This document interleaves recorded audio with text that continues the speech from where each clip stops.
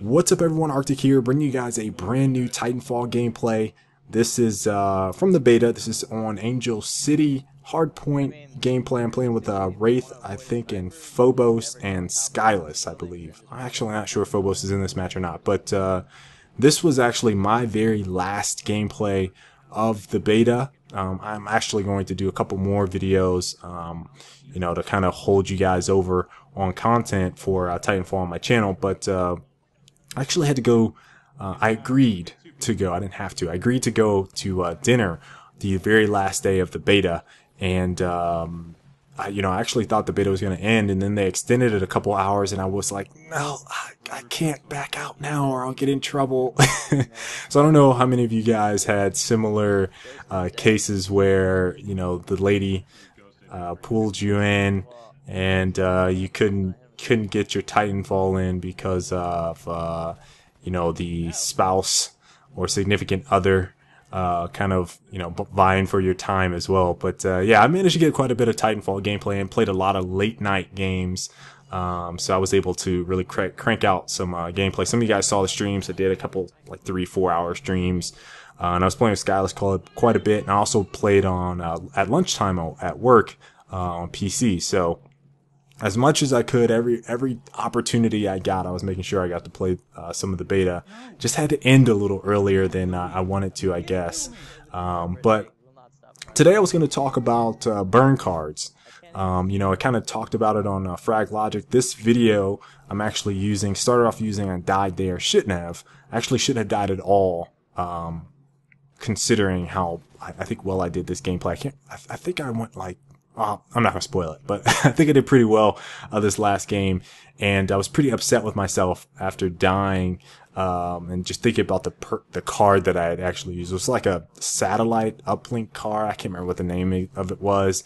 You can go back at the beginning of the video and look, but basically the perk for the card was that it's kind of like a UAV. It made everyone show up on the map, and it did it, obviously, until you died. That's how the burn cards work. So basically, I could see everyone, and I was making all types of call-outs at the beginning of the match because I knew where everyone was at the beginning. So it was very, very strong burn card to have. I think it was obviously pretty rare, and definitely was one that threw off the balance of the game, in my opinion, obviously in our team's favor. So there's a couple questions I have about burn cards. I'm really concerned about the balance of the burn card system that they introduced.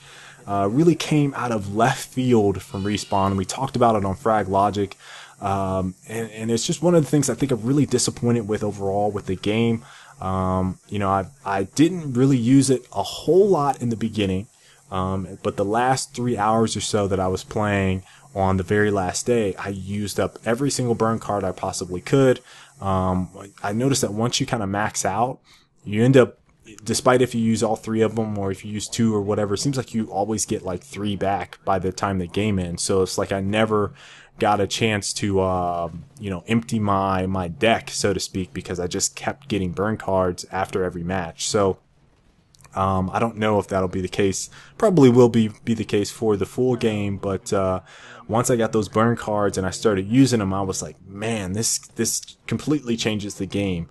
One weapon that the very first one that I used, I think, on this particular day of the beta was the amped carbine, and like the satellite uplink, I went on a crazy kill streak at the beginning of the game. If I can find the gameplay, I will post it up, probably on the Amazing channel.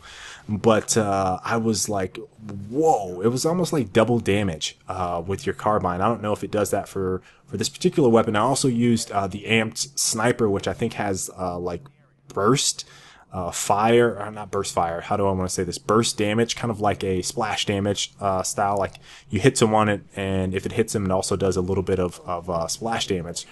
So it's a really strong rifle, and I was also kind of wrecking shop with that. But the amped carbine was unbelievable, and I every time I start a game, if I have an amped carbine, there's no way I'm not going to use it, especially if that's going to be my long-term weapon.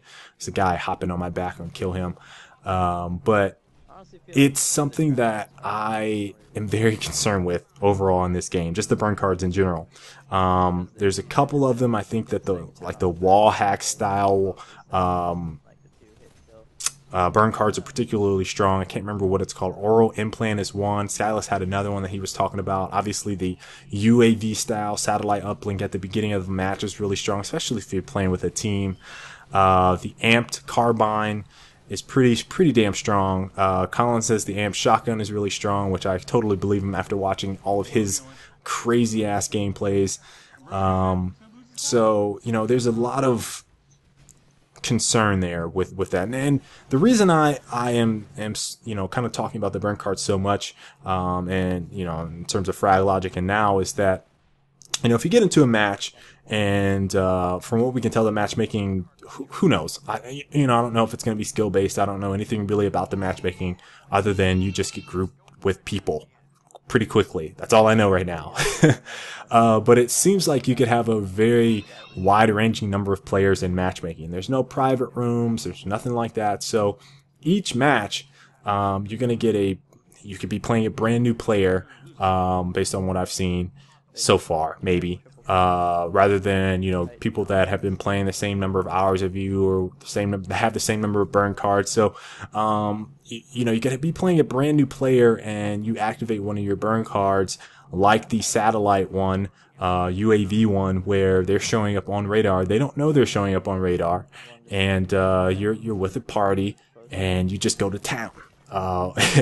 And you have another player in your group that activates a Titan at the beginning of the match, which also was a card that you can use. I actually used the Ogre on a Fracture gameplay, which I wanted a Strider, but I got the Ogre. So it's like, what the hell? I'm just going to use this one, and you can activate that at the beginning of a match. And so there's guys that, they can bypass the timer. They can have basically double damage weapons. They can have wall hacks. They can have everyone on map, basically, with the UAV. And if you're paired with anyone, and it's not based off of either experience played or time played in combination with your skill, then there's a pretty good chance you're going to be playing with people that have no burn cards, or that have not as many as you, so they have less burn cards. It's just a whole range of issues that I can think of with the burn card system, including the balance stuff that I've mentioned on Frag Logic. So I'm really concerned about what it means long term for the game. If they're going to introduce new stuff, new burn cards through DLC, that's also another thing that you're going to have to deal with. And then the predictability is something I was kind of alluding to here. If you're playing high level matches, is there going to be a certain subset of cards that you always see the top players using, so that's what you're going to be able to expect? Or is it just going to be completely random all the time? So I think it's interesting feature mechanic that they have in the game, a little gimmicky. I talked about it on Frag Logic, saying I thought it was just a blatant ripoff of some of the successful card games like Hearthstone from Blizzard, and really didn't I think about it in terms of, okay, well, they probably did. I'm not giving them enough credit, but I just it's hard for me to swallow that they were sitting there like, yes, these burn cards are really going to be what keeps people interested in, like some of the smaller metagame, but ends up having a larger impact on the overall game when you get to a certain level of play. So, I think it's interesting. I'm definitely want to see how more people perceive it, but in my opinion, it's going to be one of the things, at least from the competitive crowd, that's going to be a tough pill to swallow. Overall, I think people are going to constantly try to get rid of the burn cards, and wherever they can, once these private lobbies come, and I just don't see them as something that people are going to want to play with at all. And I'm willing to try it out. You guys know me; I'm real willing to try it out. But I just know how people react to this stuff, and it's going to be a tough one for them to be like, yeah, let's include burn cards in competitive play. That's just not going to happen. And even in a lot of matches, I think further down the road, when more experienced players start realizing what's going on, there's going to be a lot of, well, did that guy have an amped weapon? Because it really doesn't tell if a player does. So, if you get killed by a carbine, you don't know if it's amped or not. At least I couldn't tell in their UI. So, people are going to be constantly questioning whether or not you activated such and such card. And, it's just going to be a lot of stuff that I think is going to happen. It's the second time I got taken out. That doesn't usually happen to me. But we ended up winning. It was a really close match. Very close match. But yeah, that's pretty much what I wanted to discuss today was the burn cards. So, I hope you guys enjoyed this gameplay. I got plenty more stuff for Titanfall specifically coming down the pipeline. And I hope you guys enjoy this commentary and just let it play out. You guys can see it was a very close game to end it off on. But we the outslayage was brutal. Alright guys, peace. I've marked their evac point for you. Take them out before they get away.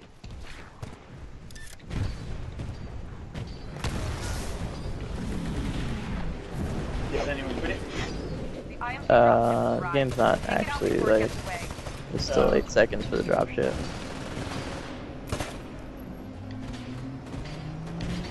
There's only one guy alive.